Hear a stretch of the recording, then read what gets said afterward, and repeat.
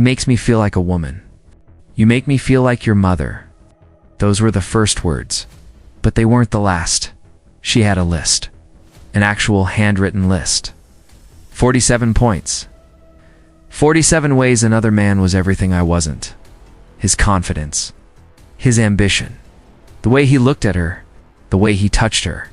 The way he remembered things I'd forgotten years ago. She read it to me. Out loud. In our kitchen. While our daughter slept upstairs, and when she finished, she folded the paper neatly, placed it beside her wedding ring, and said 5 words that still echo in my skull at 3 in the morning. I hope you learn from this. This is the story of Marcus and Alina, a 15-year marriage, 2 children, 1 home, and a confession so brutal, so surgically precise, that the man who heard it would spend the next 2 years learning how to breathe again. This is not a story about cheating. This is a story about demolition, Marcus. Chen met Alina Vasquez during their junior year at University of Michigan. 2006, October. A mutual friend's birthday party in a cramped apartment that smelled like cheap beer and burned popcorn. He was pre-med, quiet, the kind of guy who sat in the back of lecture halls, not because he didn't know the answers, but because he didn't need anyone to know he did. She was theater. Magnetic. The kind of woman who entered rooms like she was being followed by a spotlight only she could see. They had nothing in common. And that, perhaps, was the original sin. Marcus would later describe their early relationship in therapy as feeling chosen. Alina, with her endless options, her suitors, her drama, she chose him. The quiet one. The stable one. I thought I was special, he said. I didn't realize I was just safe. They married in 2010, a modest ceremony. His family, first-generation immigrants, who'd scraped together every penny to give their son a future, sat on one side. Her family, loud, expressive, critical, sat on the other. The toast her father gave haunts Marcus to this day. My Alina needs passion. She needs fire. She needs a man who can match her. Marcus, I hope you can keep up. Everyone laughed. Marcus forced a smile. But something lodged itself in his chest that night. A splinter. A question, am I enough? The first decade of marriage was, by all external measures, successful. Marcus completed his residency. Became an anesthesiologist. Stable hours. Excellent salary. The kind of job that doesn't produce heroes, but produces mortgages paid on time. Alina abandoned theater after their first child. Sophia was born in 2012. She told Marcus it was temporary. A pause. She'd return to the stage when the kids were older. She never did. Instead, she rotated through hobbies, photography, pottery, a brief obsession with becoming a yoga instructor, a failed Etsy shop selling handmade jewelry. Marcus supported every venture, financially, emotionally, silently. But here's what he didn't see. Every abandoned project wasn't a hobby. It was a cry, search, a desperate attempt to find the person she'd lost somewhere. Between the delivery room and the grocery run, she was drowning in domesticity. And she blamed him for the water. Their second child, Daniel, arrived in 2015. Marcus was busier than ever. Alina was lonelier than ever. They had sex once a month, sometimes less. They talked about logistics, school pickups, dentist appointments, who forgot to pay the electric bill. They didn't talk about the silence that had become their third roommate. And then she met him. His name was Adrian Wolf. Even his name sounded like a cologne advertisement. 38. Years old, divorced, no children. He owned the yoga studio Alina had started attending in early 2022. He'd built it from nothing. A former software engineer who'd burned out, found mindfulness, and reinvented himself as a wellness entrepreneur. He was everything Marcus wasn't. Not better. Not objectively superior. But different in ways that felt like contrast, where Marcus was reserved. Adrian was expressive, where Marcus provided stability. Adrian offered spontaneity, where Marcus came home exhausted and fell asleep during movies. Adrian planned weekend retreats to Joshua Tree and asked Lena about her dreams. Dreams. When was the last time Marcus had asked about her dreams? He couldn't remember, and that, perhaps, was the first crack. The affair began emotionally. As they always do, text messages that started practical. What time is the Saturday class? 10 a.m. See you there, Elena. Evolved into something else. I can't stop thinking about what you said today, about feeling invisible. I see you, Elena. I've always seen you. Elena would later claim she didn't intend for it to become physical, that she was just talking, that Marcus was never there anyway. But here's what the research tells us. Emotional affairs are not accidents. They are choices made in increments. Each text is a decision. Each secret smile is a betrayal rehearsed. By the time bodies touch, the soul has already left the marriage. Elena's soul left in April 22, to her body followed in June. Marcus, didn't notice at first, or perhaps he noticed and chose not to see. Psychologists call this protective blindness. The unconscious decision to ignore evidence that would destroy your reality. She was happier, more energetic. She'd started wearing perfume again. She laughed at her phone. He told himself she was healing, finding herself, that the hobbies had finally clicked. He was grateful, relieved. He thought he was getting his wife back.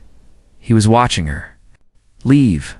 The discovery came in October 2022, not through detective work, not through suspicion, through accident. Marcus had taken Sophia to a pediatrician appointment. Elena was supposed to be at her yoga class, but the studio's app showed it was canceled. Instructor illness. He thought nothing of it. Came home early. He heard them before he saw them. Her voice, but different. A version of her he hadn't heard in years. Breathless, alive, saying his name, not Marcus's name, Adrian. He didn't confront them. Not then. He walked back outside, sat in his car, and for 47 minutes, Marcus Chen, surgeon, father, husband, stared at his steering wheel and forgot how to exist. When he finally went back inside, they were gone. The bed was made, as if nothing happened, but her phone was on the counter. It's unlocked. He knew he shouldn't look. He looked anyway. What he found wasn't just evidence of an affair. It was an archive of comparison. Elena and Adrian had a shared note in her phone. A document, updated over months, at the top. A title, Why He's Different. Number 1, he asks about my day and actually listens.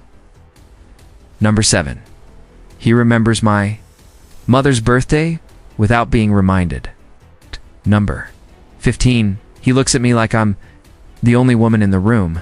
Number 23, he makes me feel desired, not tolerated. Number 31, he has ambition beyond paying bills.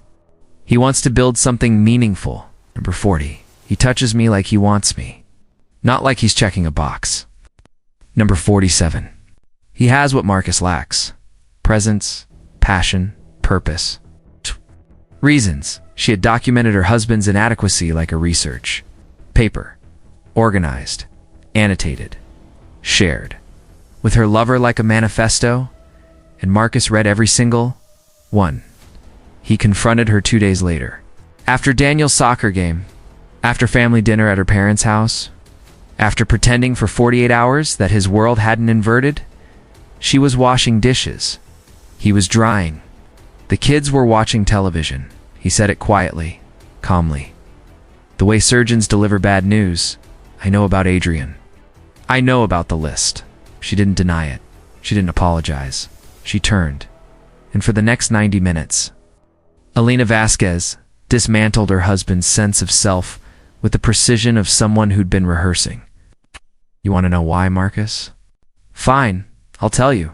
You stopped seeing me years ago.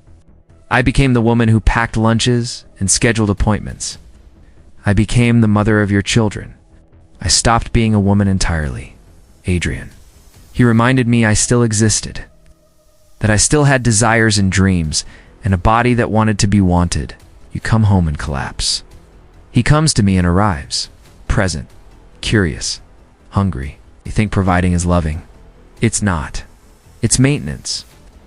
You maintained me, Marcus. Like a car. Like a house. You kept me running, but you never once drove me anywhere. And then she said it, the sentence that would become his ghost. He has what you lack. And I'm sorry, you'll never understand what that means. She removed her wedding ring, placed it on the counter, folded the list, which she'd apparently printed out, and set it beside the ring. I hope you learn from this. Packed 2 bags.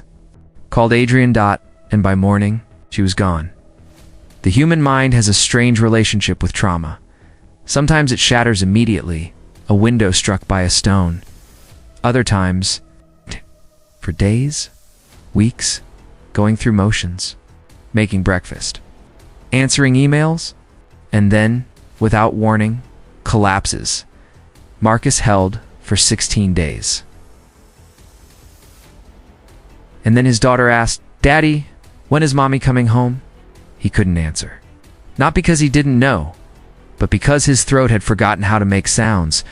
His chest had forgotten how to expand. His knees had forgotten how to lock. He collapsed in the hallway. Panic attack. The first of many. The diagnosis came 3 weeks later. Major depressive episode with features of complex PTSD, not from the betrayal itself, though that was devastating, but from the method of it. The list. The clinical dissection of his failures. The way she'd transformed, leaving into a lesson. His therapist would later explain. What Alina did wasn't just infidelity. It was psychological violence disguised as honesty. She didn't leave, she demolished. She wanted you to believe you deserved this, that you'd earned her betrayal through your inadequacy. It's called narcissistic discard. The devaluation phase made permanent. She didn't want a divorce. She wanted you destroyed. Because if you were broken, she was justified. Marcus took a leave of absence from work. His parents moved in temporarily to help with the children. Sophia, at 10 years old, understood more than anyone wanted her to. She found the list. Marcus had hidden it in his desk drawer. She was looking for tape for a school project. "Daddy, am I on here? Did Mommy write bad things about me too?" Marcus burned the list that night, but the words were already carved into his memory. 47 scars that no fire could reach. The divorce proceedings began in January 2023. Alina wanted joint custody. Marcus's attorney advised him to fight. The affair, the abandonment, the psychological impact on the children, all ammunition, but Marcus refused. "I want this over. I want my kids to never hear their parents say the things we'd have to say in court." They settled out of court. Joint custody. The house sold. Assets divided. Alina moved in with Adrian. Into his loft above the yoga studio. The children spent alternating weeks there. Sophia refused to participate in yoga classes. Daniel didn't understand why Mommy's friend lived with them, and Marcus started over. 43 years old. In a rented apartment, with half a life and a full prescription of antidepressants. The psychological literature on betrayal trauma describes something called shattered assumptions. When you're betrayed, particularly this cruelly, 3 core beliefs break. 1. The belief that you are worthy of love. 2. The belief that others can be trusted. 3. The belief that you understand your own reality. Marcus experienced all 3 fractures simultaneously. He questioned every memory, every compliment Alina had ever given him. Were they lies? Was the whole marriage a performance? Did she ever love him? Or was he always just a placeholder? This is what infidelity truly steals. Not just a partner, not just a future, but the past. Every happy memory becomes suspect. Every smile and every photograph, was it real? You can never know, and that unknowing is its own kind of prison. The comparison, obsession nearly killed him. He became fixated on Adrian, searched him obsessively online, analyzed every photo, compared himself physically, professionally, personally, He's more fit than me. He's more successful than me. He's more interesting than me. He's more present than me. He has what I lack. He has what I lack. He has what I lack, his therapist called it. Comparison addiction. A cognitive loop where the betrayed partner tortures themselves by proving their ex's criticism was correct. You're not trying to understand him, she said. You're trying to convict yourself. The turning point came in May 22-3. Marcus was at a support group, his first meeting. Men who'd been cheated on. A circle of broken fathers and shattered husbands. One man, a firefighter named Thomas, shared his story. Similar cruelty. Similar destruction. His wife had left him for his brother, but what he said at the end stayed with Marcus. She told me I wasn't enough, and I spent 2 years believing her. 2 years trying to become whoever enough was, until I realized something. Her enough was a moving target. A lie. An excuse. I could have been perfect, and she would have found a reason. Because it was never about what I lacked. It was about what she needed to tell herself to justify what she wanted to do. That night, Marcus wrote in his journal, another therapy assignment he'd resisted. I have spent 8 months trying to become someone who doesn't exist. A version of me that could have prevented this. There is no such version. She was always going to leave. The list wasn't a reason. It was a weapon. And I have been letting her fire it at me every day since. Today, I'm learning how to stop. Recovery from betrayal trauma is not linear. It spirals. It stutters. Some days feel like resurrection. Others feel like relapse. But Marcus, Chen did something remarkable in the year that followed. He stopped trying to become what Alina said he lacked, and he started discovering what he'd neglected in himself all along. He started therapy seriously, not to fix himself, for someone else, but to understand why he'd accepted so little recognition for so long, why he'd made himself small to make her comfortable, why he'd believed that providing was the same as connecting. He learned the difference between service and presence, between stability and aliveness, between being a good husband on paper and being a fulfilled human being in practice. He started painting. Something he'd abandoned in college when practical careers called. He started cooking with his kids. Not meals from boxes. Real food, messy, imperfect. Laughing when things burned. He started looking in mirrors. Without hearing her voice, he met someone. Not as a replacement. Not as proof of value. But as a genuine connection with a woman named Michelle who'd survived her own betrayal. They didn't rush. They talked. About everything. About nothing. About the scars that made them cautious and the hope that made them brave. She never once made a list. Alina and Adrian's relationship lasted 18 months. He cheated on her. With a 26-year-old yoga student, she called Marcus once after it happened, looking for something. Sympathy? Vindication? He didn't know. He didn't answer. Not out of cruelty, but out of clarity. Her suffering didn't heal his wounds. Her karma wasn't his medicine. Her story was no longer his to carry. He let the phone ring. If you're watching this, and you've survived words like Marcus heard, the lists, the comparisons, the brutal honesty designed to annihilate rather than explain, I need you to hear something. You were enough. You were always enough. The person who left you wasn't running toward something better. They were running away from themselves. And they needed you to be the villain because they couldn't bear to be the betrayer without justification. Your inadequacies, real or imagined, did not cause their choices. Their character did.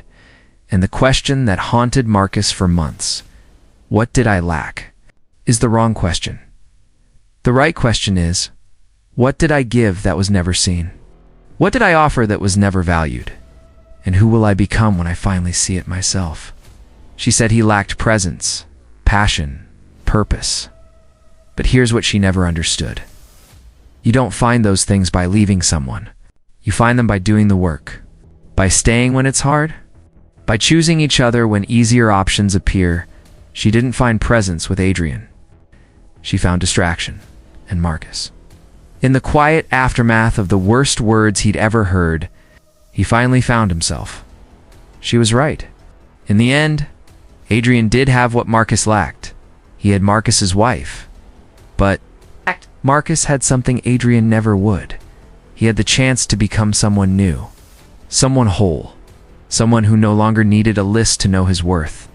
And sometimes, that's enough.